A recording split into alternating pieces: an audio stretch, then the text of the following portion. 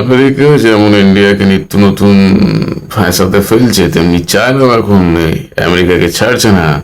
তার নতুন প্যাঁতরা হলো এনভিডিয়া, যে ওয়ার্ল্ডের top most chip manufacturing company, সেটাকে চায়না ব্যান করে দিয়েছে। The black whale super duper chip, এটা চায়না ব্যান্ড। এখন ওয়ার্ল্ড ওয়াইড এআই এর ডেভেলপমেন্ট চলছে চায়নায়, তার বিশাল বড় বড় প্রজেক্ট চলছে, কিন্তু সেখানে সে এনভিডিয়ার কে সম্পূর্ণ ব্যান করে দিয়েছে।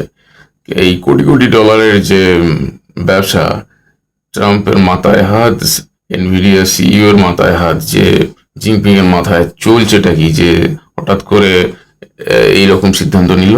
জিনপিং চাইছে যদি এআই এর ডেভেলপমেন্ট করতে হয় তাহলে তাকে আত্মনির্ভর হতে হবে এবং দেশেই ওয়ার্ল্ড ক্লাস লেভেলের চিপ বানাতে হবে।